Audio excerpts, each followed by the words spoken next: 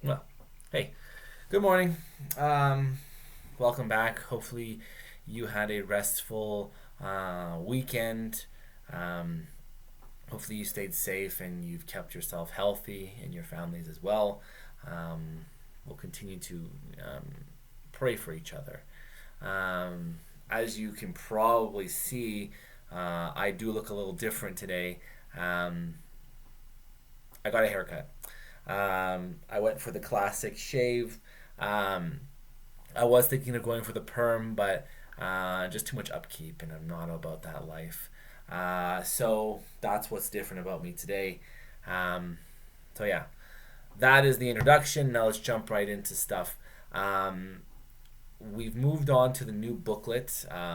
So that means that you should start to send me your old booklets. Um, Please do so in one of two ways. Either rewrite the entire thing on Google Docs and share that with me, which could be a helpful option for you for in terms of remembering things.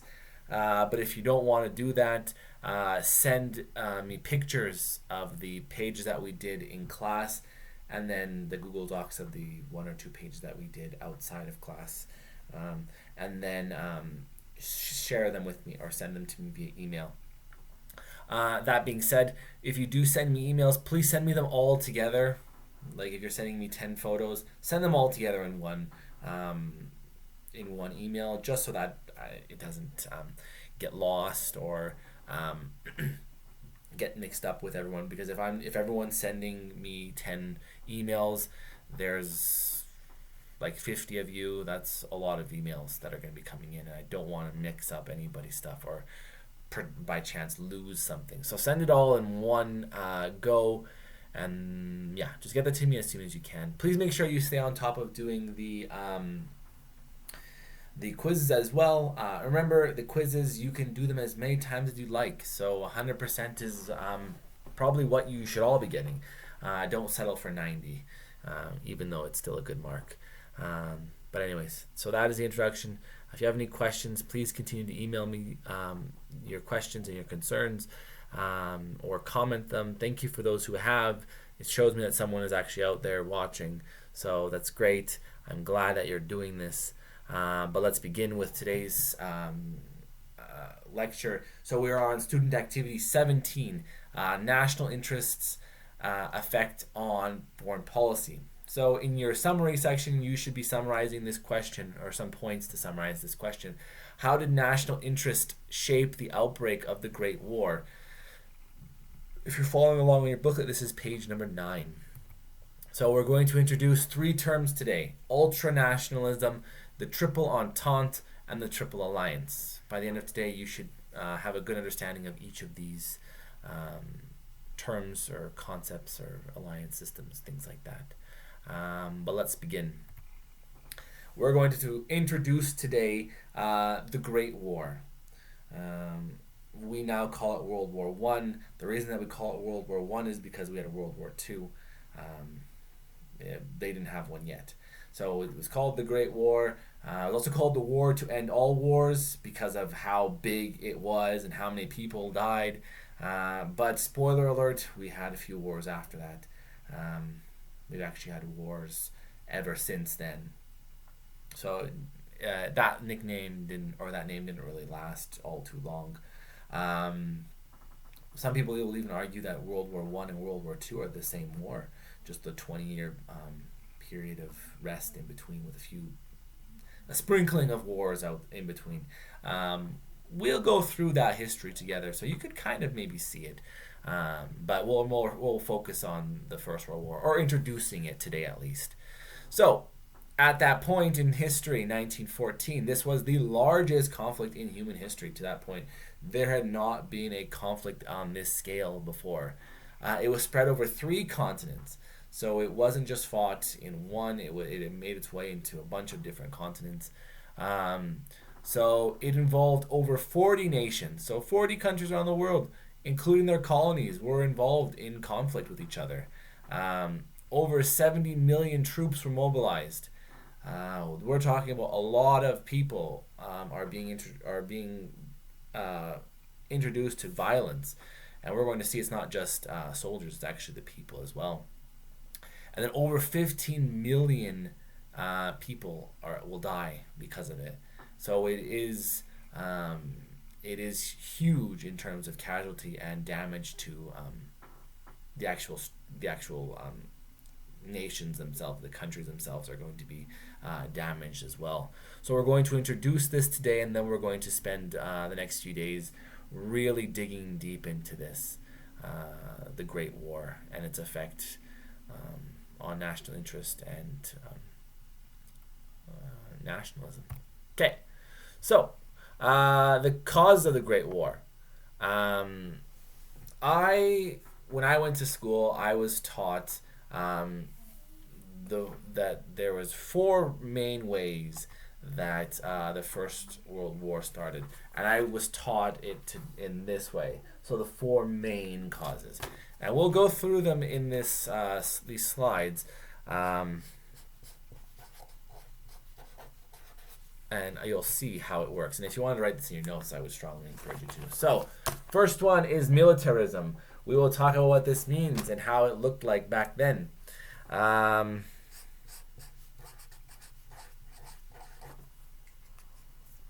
Second one, alliances. Two of the terms for today are the two alliances that will actually end up fighting the First World War against each other. So alliance systems do play a part in this.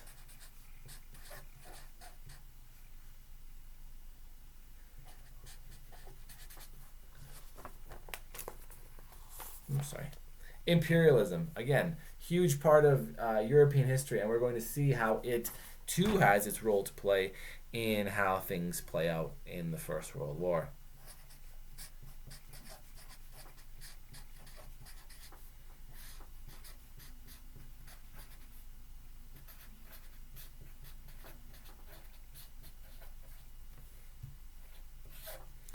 And last one is nationalism, or I guess in this case it would be ultranationalism. We'll see how that and is another part of the four main causes of the First World War.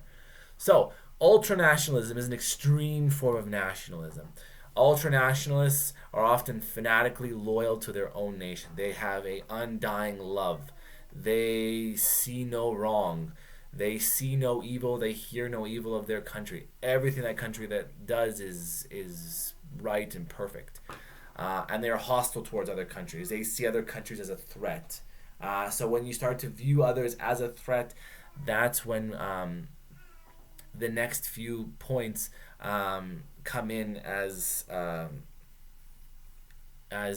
key parts of why it turned into an armed conflict.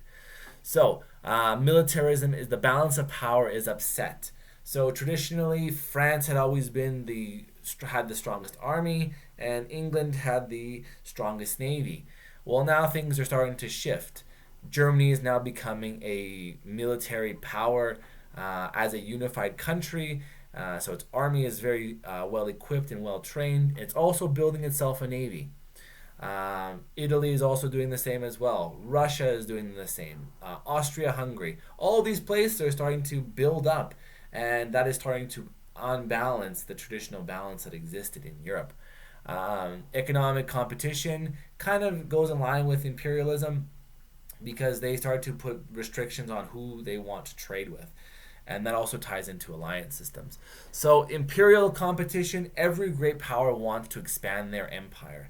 And we saw in the 1890s and up until 1914, every European country had gone out and claimed something for itself, including Germany and Italy, who came in late to the game.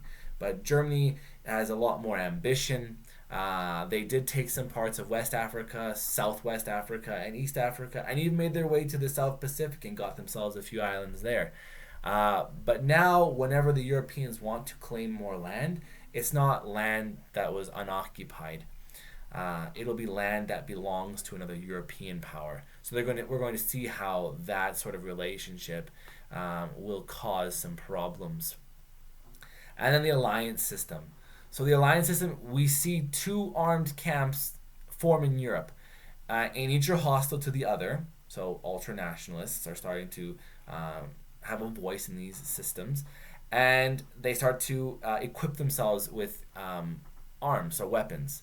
So they're starting to militarize quickly, and they're going to use this to compete with each other on the national or on the global scale.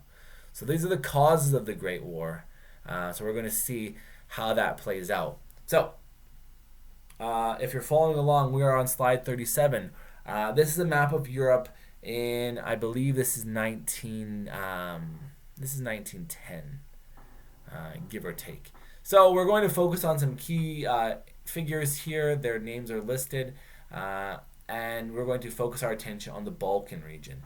So the Balkan region is the area underneath and including some areas in the Austro-Hungarian Empire. So that's Southern European area just above Greece. So some of the people that we are going to be focusing on are first the Ottoman Empire. So if you're looking on the map, that's modern day Turkey and the parts of the Middle East. It's called the sick man of Europe because their empire is shrinking, and it's shrinking quickly. So if you're looking at this map right now, the Ottoman Empire used to control all the Balkans. And so where the border with Austria-Hungary is, all that used to belong to the Ottoman Empire. The Ottoman Empire actually used to was trying to invade Austria, and it had an army that attacked Vienna, the capital of Austria. So it spread it had taken a lot of territory in the Balkans, and it spread across all of North Africa. So it used to be really big and really powerful. But the North African territories were taken by France, by Italy, and by the British. And we would have seen that those areas in the Balkans, so places like Bulgaria, Romania, Serbia, and Greece, have also taken. They've claimed independence through the Balkan Wars of the 1890s and earlier. So the Ottoman Empire is really hurting. So nationalism in the Balkans, after those wars, we see these countries come up, and these countries want independence. They want self-determination. They don't want to be a part of an empire. They want to say, hey, we are our own people. We have our own ethnicity, our own culture. We want to maintain that. One of the people that didn't really like that was Austria-Hungary, because they were taking advantage of the weakness of the Ottoman Empire, and they were taking areas for themselves. One area that sparks this is Bosnia. So modern day Bosnia is the part that really sparks this conflict.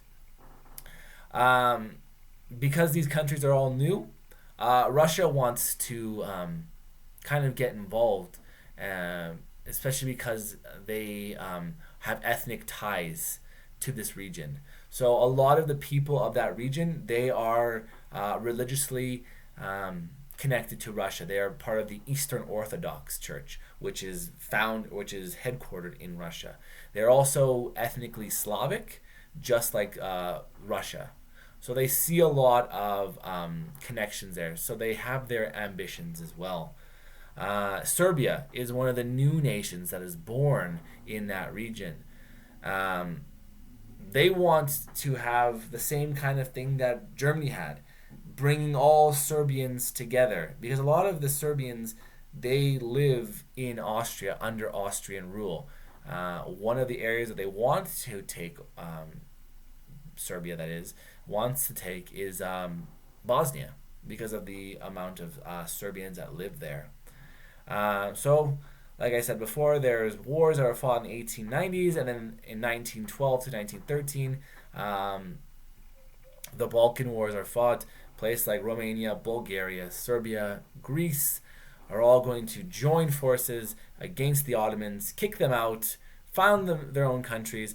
Bulgaria is going to get a little too ambitious, and then Romania, Serbia, and Greece are going to fight Bulgaria to kind of put them back in their place. But again, that's not really necessary for you to know right now. It's just helpful to get a good understanding of what's going on in the region. So again, if there's any questions at all while we're doing this, feel free to comment them or to email them to me afterwards. So we're going to focus our attention first on Austria-Hungary. Austria-Hungary, they became a country or an empire, sorry, after Austria was kicked out of Germany and out of German affairs. The Austrians kind of focused their attention more on the Balkan region, and the Hungarians, being the largest minority, kind of wanted more say. So the Austro-Hungarian Empire is born. So it's now locked out of Germany. Like I said, they're not involved in German affairs, and they have no overseas empire. They focused primarily on the southern Europe. They were trying to expand farther south. There was conflict there because the Russians also wanted to get involved. Like we talked about this last week, the bulk of the Austrian Empire is not Austrian. They are actually a minority. The Austro-Hungarian Empire includes, but is not limited to, Polish people, Czech, Slovak, Slovenes, Hungarians, Serbians, Romanians, Ukrainians. It's full of different peoples. But they're held together by an Austrian monarchy. Emperor Franz Joseph, pictured here with the lovely mustache, is the emperor at the time, and he's a part of a very old family that has been ruling Austria for hundreds of years.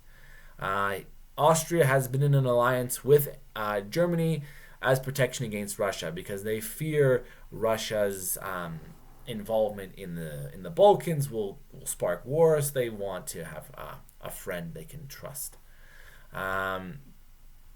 So that is one of the major players. A second major player, like we talked about, is Serbia. Serbia is a brand new country at the time. Serbian people had existed, but now they have their own land to go along with that nation of people. They want to unite all Serbs into one greater Serbia. So kind of the same ambition like the Italians and the Germans. They want to have their own country with all the peoples of their race involved. Their main competition is Austria. Austria is the ones that are trying to push for control of millions of Serbs in their territory. And the Serbians are not strong enough to challenge Austria alone. So if it was a army versus army situation, they would lose because the Austrians had a much larger pool of people to collect from, and militarily would overpower Serbia. So the Serbians create for themselves a secret society to strike against Austria and to continue to spread this idea of nationalism and national interest amongst the Serbian people. It's called the Black Hand. It does form itself into a terrorist organization because it will employ the use of fear and weapons to get the Austrians to get out of Bosnia. So we will see what happens. And spoiler alert, this is kind of, these two, Austria and Serbia, is where the spark is found that will push the world into war. So let's jump up to the northern part of Germany, or northern part of Europe, into Germany, because in 1888 we have a new emperor. If you're following along, this is slide 40. We will see the lovely and dashing Kaiser Wilhelm II painted here. He is the new emperor of Germany. He is going to take the country on a very nice ride, into war and all that fun stuff.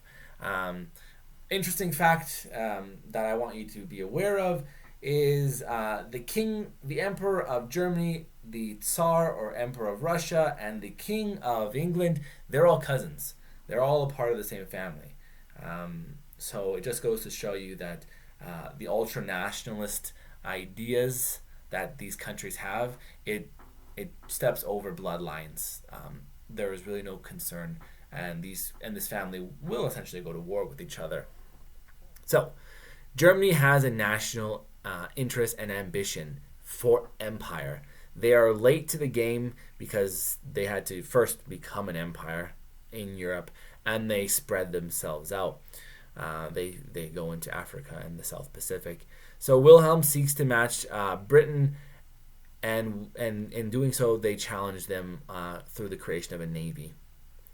If we jump back to Bismarck and the 1880s and 90s, Bismarck has made an alliance system that isolates France so that France cannot go to war with Germany without having other nations get involved and fight.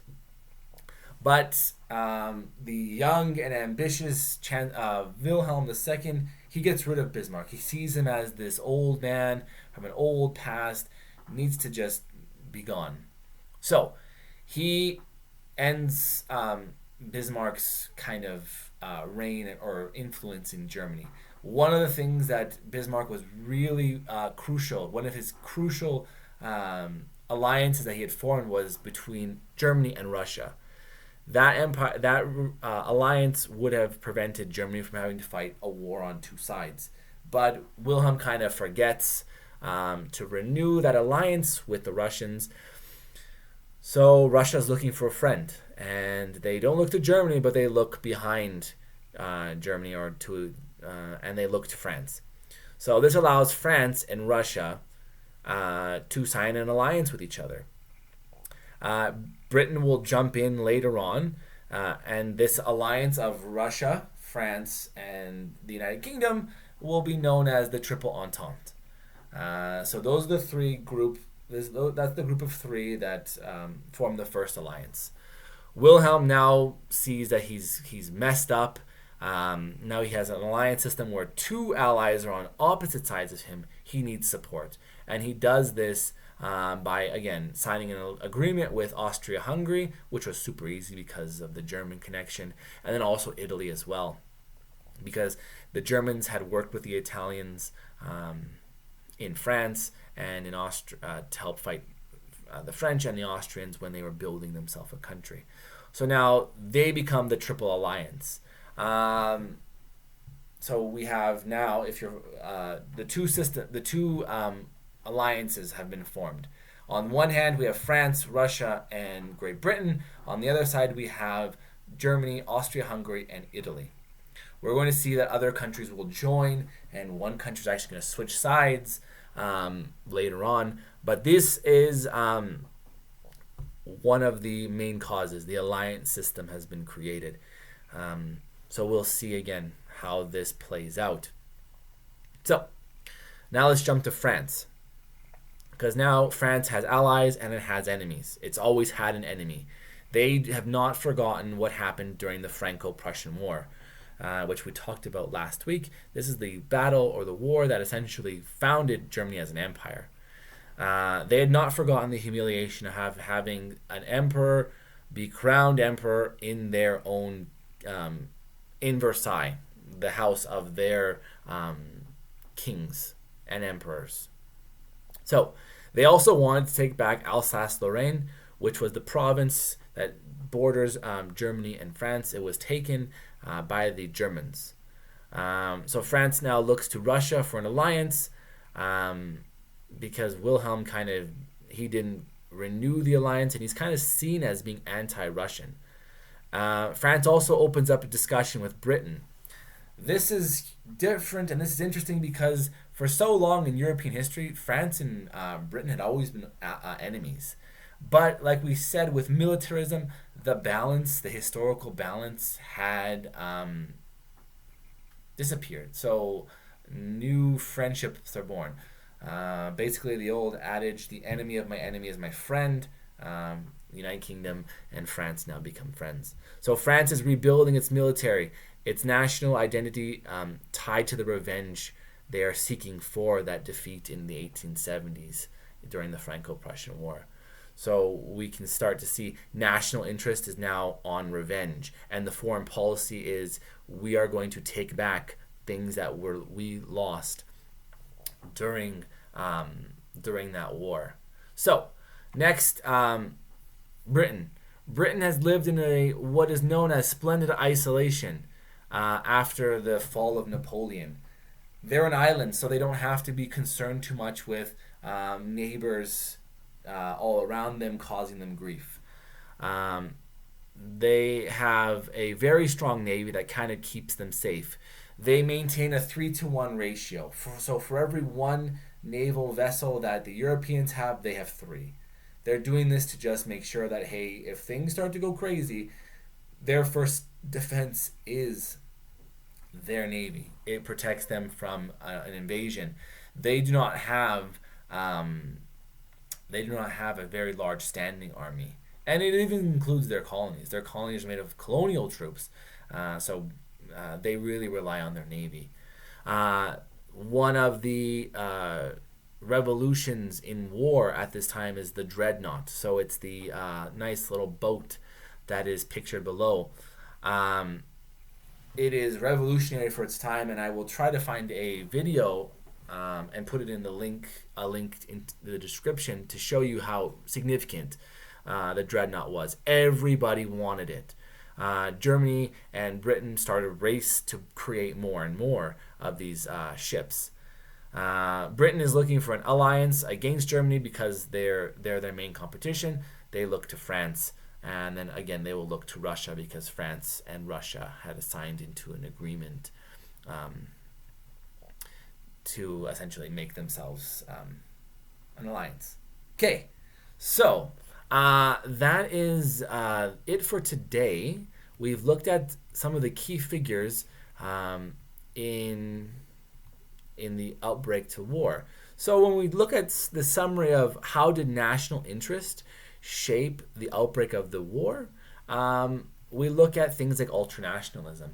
These people are now seeing their country as correct in all things. They become super loyal and they become hostile towards other countries.